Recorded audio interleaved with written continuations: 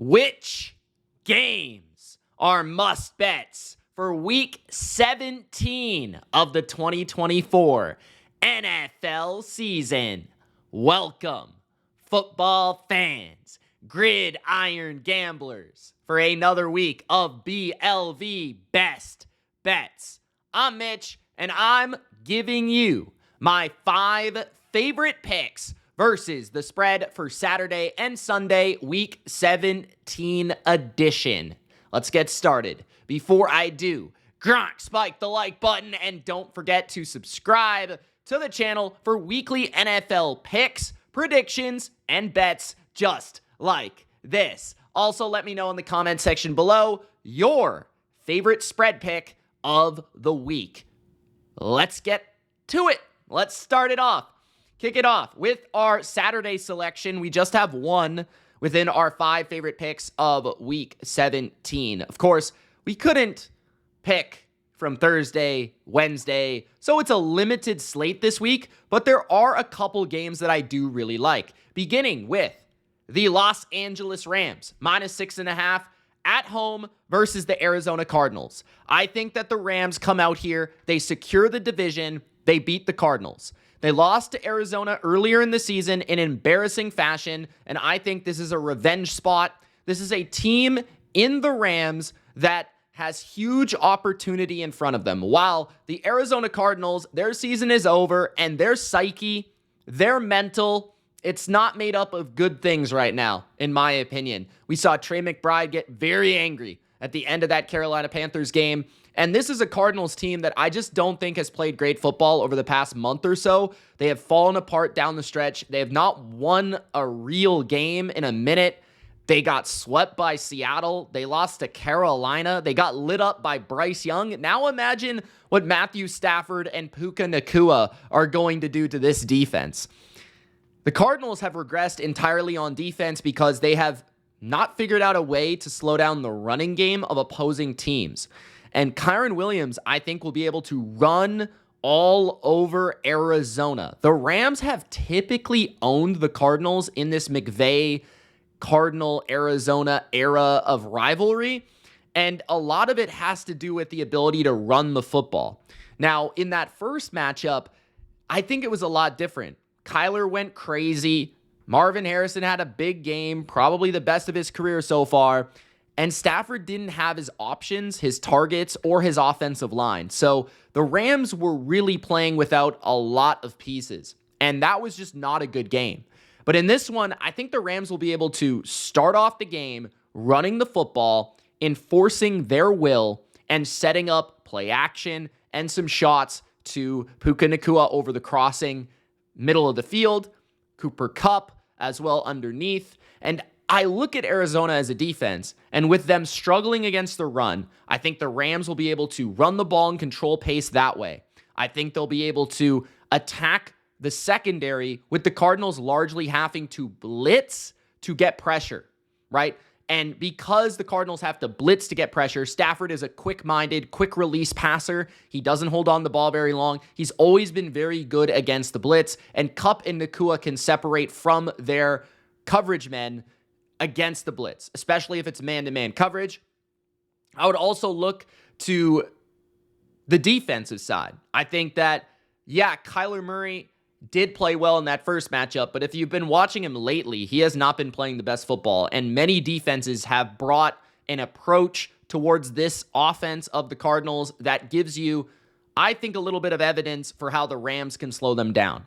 If you can slow the run down, if you can slow James Conner down, you can slow down the Cardinals. The Rams have been much better against the run lately. I think their defensive front can win this matchup. I think that they can contain Kyler in the pocket. And I don't think there's a lot of speed vertically that will challenge a slower Rams secondary, which is kind of where I'm a little bit scared about the Rams in any given matchup. I mean, McBride's a tight end. He's not the fastest guy. Marvin Harrison's not the fastest guy in the world. There's not a lot of vertical dimension to this offense right now. It's very not in sync and all over the place in the passing game. And the running game really dictates everything of success for the Cardinals, with James Conner beat up and maybe being a little questionable or not exactly being able to play like the James Conner that we've seen all season. I think it will be a good matchup for the Rams to get ahead, outpace the Cardinals, force Kyler into drop back pass, get some pressure on him with their good front seven, and secure the victory. So I like the matchup from the offensive side. I think that sets everything up against this Cardinals team. It won't allow them to run the ball, and I think the Rams pass rush will take over, pressure Kyler, and make it a miserable day for Maserati Marv. So I like the Rams -6.5 to cover and win by a touchdown. We've seen the Rams blow out the Cardinals the last couple of seasons at least once per year. So I think this will be the spot where maybe not a full-on blowout, but I think they take care of business and take care of the division as well.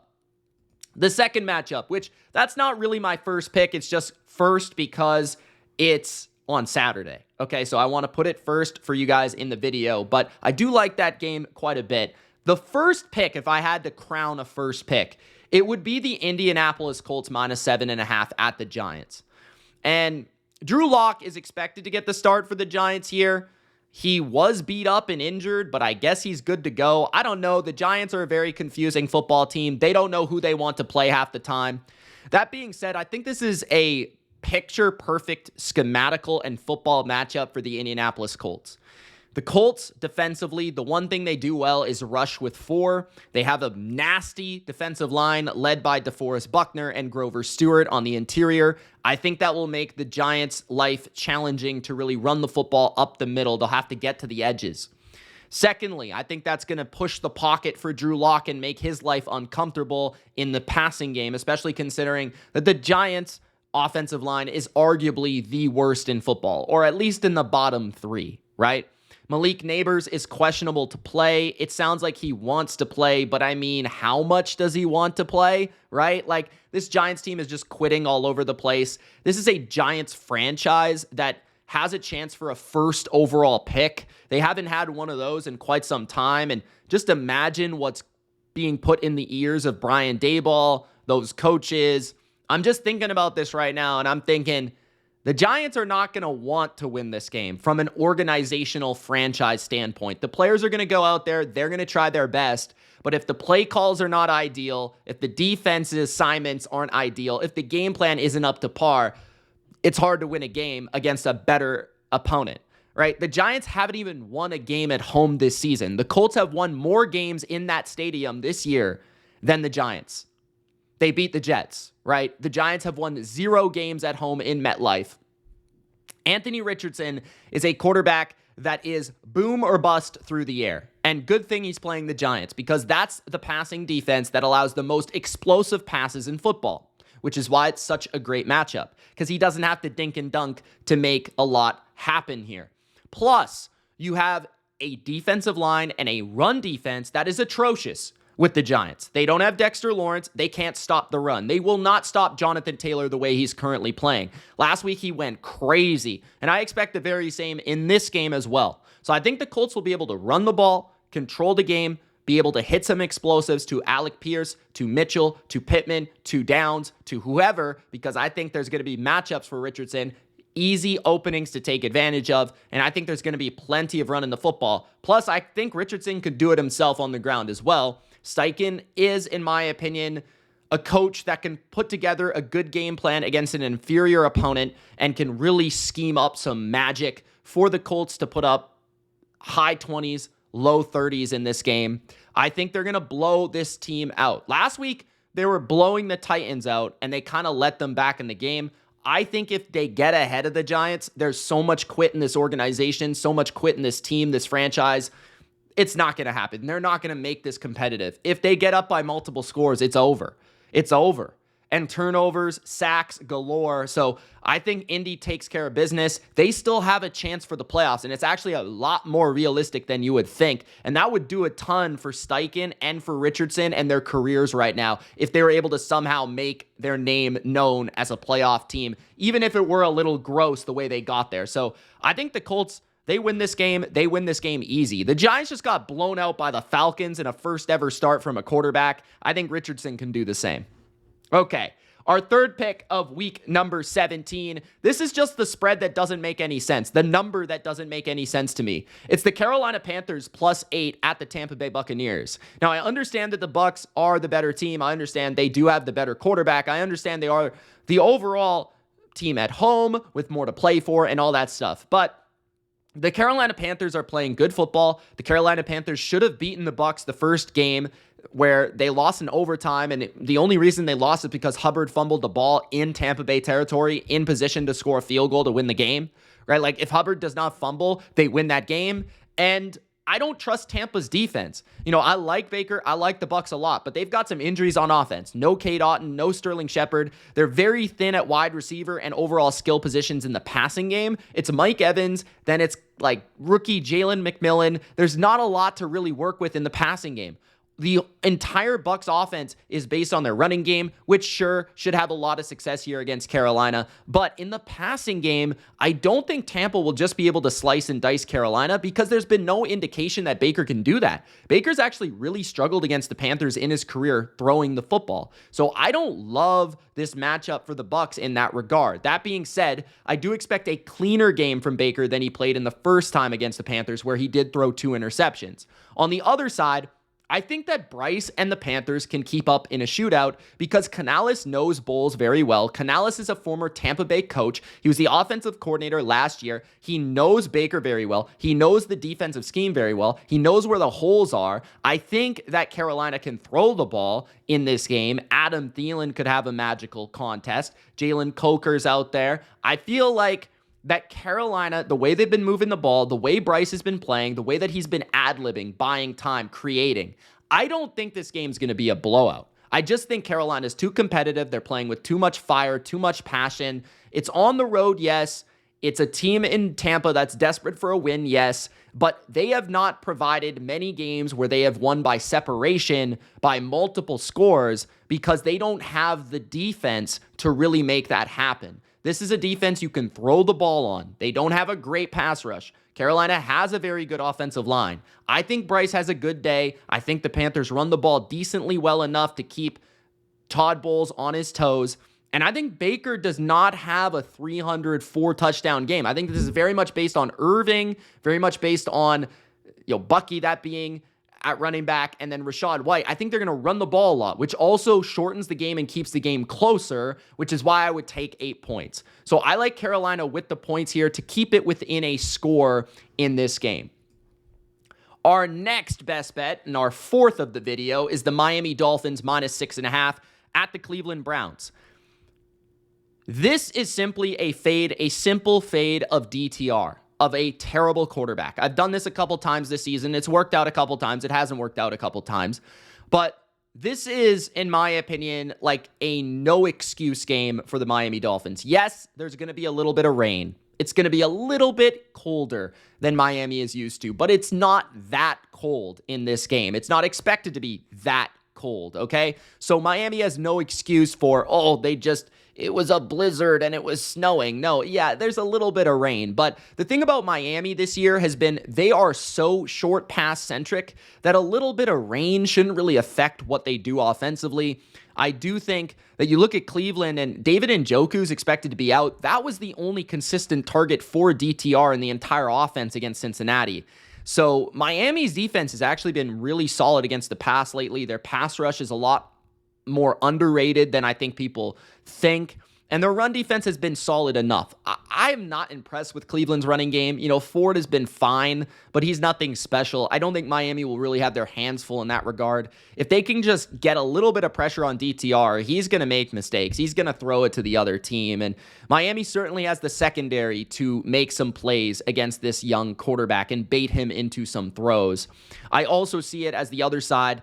Cleveland likes to play a lot of man, and that can be dangerous when you're playing Tyreek Hill. I'm not sure if Jalen Waddle is going to be playing, but Tyreek should certainly have opportunities to create some big plays here. Mike McDaniel can also scheme up some things in the passing game. And Devon Achane, he can hit a home run or two. Cleveland is also without one or two defensive linemen. That will hinder their ability to get to the quarterback. And Teron Armstead did return against San Francisco. That will help mightily against Myles Garrett to provide time for Tua. So, yeah, I respect Cleveland's defense. I respect the place of business in terms of it's Cleveland, it's a little nasty weather. I could see where people would be scared. But with DTR at quarterback, probably putting up a max of 17 points, as long as Miami gets to about 23 or 24, I feel pretty good about covering this game. And I think that's very possible given the way Jonnu Smith's playing, given the way that Tua has been balling out, playing accurate, precise football. And I really like the way their offense played despite a tough matchup against San Francisco last week. I think Miami wins. I think Miami covers. They're very good against bad teams. So I'm not that worried about weather. I think 6.5, that's a really nice number in this game, in my opinion, because I think they could win by 7 and you cover this game. All right. Our fifth and final best bet for week 17 is the Green Bay Packers plus 1.5. I debated this between the Commanders -4 at home in primetime versus the Falcons or the Packers in Minnesota. And I went back and forth, and ultimately I'm going with the Packers, and I'm sticking to a fundamental of I just don't see the Vikings sweeping the Packers. I just don't see it. Now, maybe I'm totally wrong, and I'll have to apologize, but I think the Packers have been playing the best football of their season. I think they have been peaking at the right time. And I know Minnesota has been on a winning streak, but I think Green Bay is playing better football currently than Minnesota. I also really do like Green Bay in a dome. I understand that they're playing on the road, but Green Bay is a little bit more so built for a dome than a lot of teams that typically play outdoors. They've got a lot of speed, and I think Green Bay is one of the few teams that I think could actually run the ball a little bit on Minnesota, which sort of forces their hand defensively. Do they blitz? Do they play coverage? Like on second and third and medium instead of second and third and long, if you can run the ball a little bit on first and second down, that sets up Minnesota to, if they're going to blitz, it's easy to just throw some, outlet passes, some quick throws, some screens, just keep your offense on schedule. I think that Green Bay will be able to run it with Jacobs a little bit. Now, Christian Watson's availability does worry me a little bit. It does feel like he's going to play. But they do have depth of talent. Reed has been really difficult for Minnesota to cover. Wicks and Dobbs, I think, can have success in this game, even if Watson is not out there. And I love how Jordan Love is playing right now. On the other side of the ball, I think Green Bay is underrated in terms of their overall pass defense. They're actually the second best team in the NFL against the wide receiver position. Alexander or no Alexander, they keep a top on the defense and they force you to really beat them underneath, and they kind of force you to take the checkdowns and take the short passes. And Darnold, if you constantly force him to, make throw after throw after throw, play after play after play, smart decision after smart decision, he might throw one into a tight window that's not exactly there. That could be a huge turnover in this game like he did the first time around. And I do think that Green Bay's run defense is improved compared to last season. Where you can attack Green Bay is potentially in the middle of the field, but their best weapons are on the outside. So I'm intrigued to see how this goes. I do think that Green Bay is the better team. I think they're playing better. I think this is a great rivalry. And I just don't see the Packers going down 0-2 in this matchup. I think that Green Bay, a team that swept Minnesota pretty easily last year, is going to be able to take one in this series. Last time they played, Love was coming off an injury. They fell behind really early. It was in Green Bay, but Green Bay wasn't the same team then that they are now. I think there's a lot more that we see in Minnesota that's similar. I think now we're starting to see the cracks in Minnesota's defense through the air. I think their secondary is being a little bit exposed lately. Those blitzes are starting to get read better by opposing offensive coordinators and quarterbacks. And I feel like Love will have more answers early in the game. If the Packers can jump out to a lead, that's going to force Minnesota to play in an awkward position of drop back pass and expose their offensive line to a pretty good Packer pass rush and a array of blitz packages. So I think that it really comes down to the beginning of this game. And I could see Green Bay, the way they've been starting games, jumping out to a lead and really making this difficult on the Vikings. So I like Green Bay here, plus 1.5. As long as they don't have a disastrous first half like the first time they played. Love had an amazing second half. I think they carry forward that momentum. I think they keep their ball rolling. And I think this team might be the team that's playing the best in this division out of all the competitive teams within the NFC North. So I'm going to take Green Bay plus the 1.5, probably just the money line to beat the Vikings on Sunday. Thank you guys so much for watching my best bets versus the spread for week number 17. If you enjoyed, spike the like button. Don't forget to subscribe and let me know in the comments where you agreed and where you disagreed, and let me know your favorite pick of the week. It's Mitch. Thank you so much for watching. Deuces.